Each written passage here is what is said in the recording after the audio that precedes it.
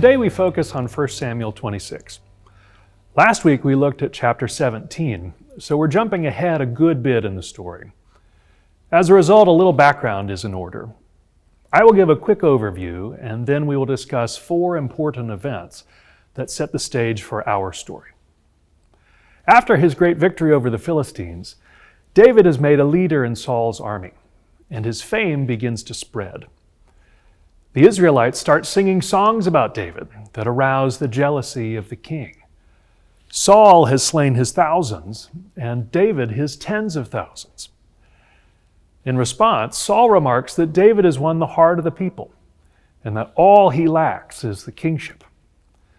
This statement foreshadows what is to come. Chris mentioned 4 events that set the stage for our story. So let's look at those events. The first event is this. It's in chapter 18. David is brought to the palace to play his harp to calm Saul, who we are told is troubled by an evil spirit.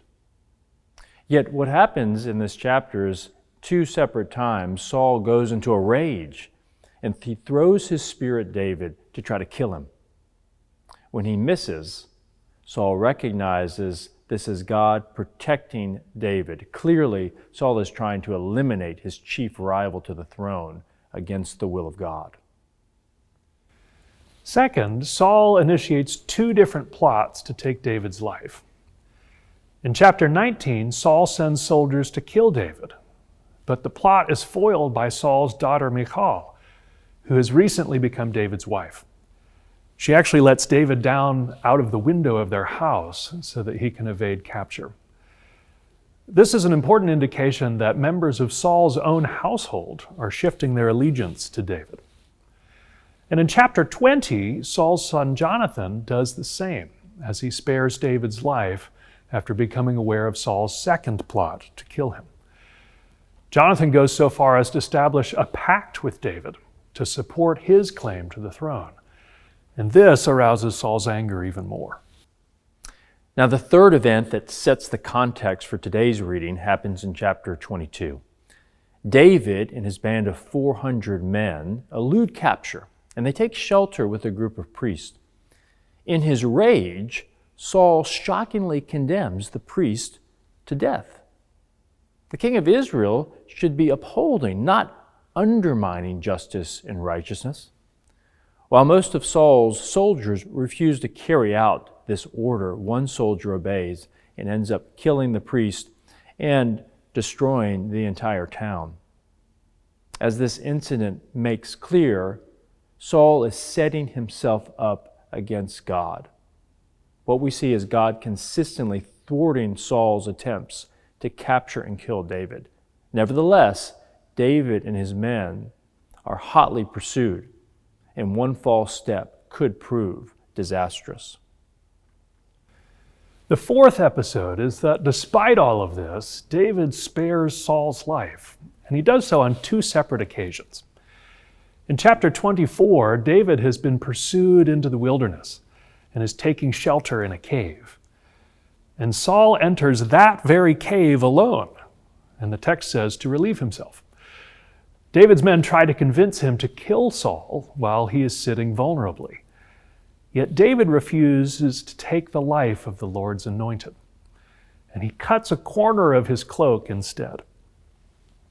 After Saul leaves the cave and starts on his way, David comes out, waves the corner of the cloak about, and calls, "My Lord and King, you cannot say that I am out to harm you when the Lord has delivered you into my hand and I refused to kill you."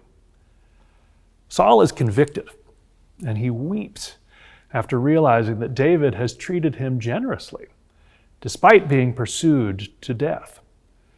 And Saul realizes that God will reward David and that he will become king. In fact, the cutting of the cloak symbolizes what God will do in cutting the kingdom away from Saul. Now, all of this that we've talked about is important to understand as we look at our story in chapter 26, because this story is the second one in which David spares Saul's life. This time, David is in a vulnerable position, as David enters Saul's camp at night, an encampment of soldiers. Only one of David's companions is willing to go with him into the camp.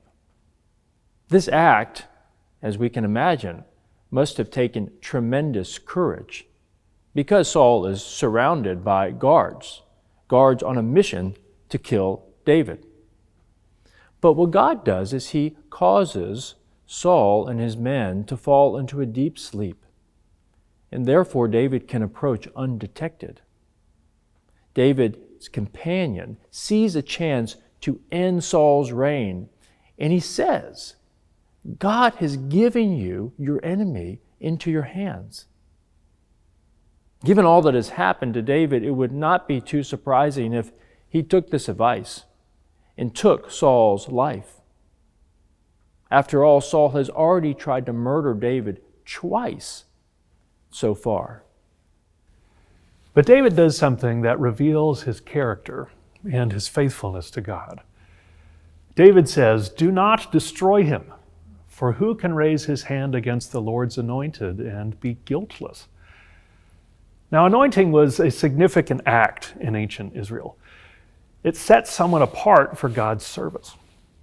When Samuel anointed Saul as king, he was identified as the person who should establish God's reign of justice and righteousness in Israel. Yet on many occasions, and especially in his recent order to kill the priests, Saul has taken matters into his own hands and actually subverted God's plan. In contrast to this, David rightly prioritizes God's ordering over the world over killing Saul, an act that might seem to be in his best interest in the short term. So David refuses to kill Saul. And instead, what he does is he takes Saul's spear in his water jar. Now, both actions are highly symbolic. The spear symbolizes Saul's might, and taking it reveals that David is the one actually in charge. And the narrative will bear this out moving forward. Moreover, the water jar is essential to survive in the wilderness. So taking it underscores Saul's vulnerability. The fact that David refrained from killing the king, it convicts Saul, who says in response, "I have done wrong. I will never harm you again because my life was precious in your sight today. I have been a fool and have made a great mistake." So this story concludes a transition section in the narrative arc of 1 Samuel. So far, we've seen the story of Hannah, Samuel's call and his years of leadership, the rise of Saul to the kingship, and the fallout of his poor choices. At this stage in the story, David is on the ascendancy after killing Goliath and refusing to kill Saul. And what we need to see is that David has risen to prominence largely because of his character and his faithfulness. David has proven to be courageous in battle and committed to following God's law. These two traits then are hallmarks of God's ideal leader. As we will see moving forward, a leader must be courageous and faithful to God's justice and righteousness. That is the purpose of God's kingship. In contrast to this, Saul displays wrath and self-centeredness. And these two traits undermine his rule, resulting in actions that are unjust and unrighteous. For these reasons, God will eventually give the throne over to David.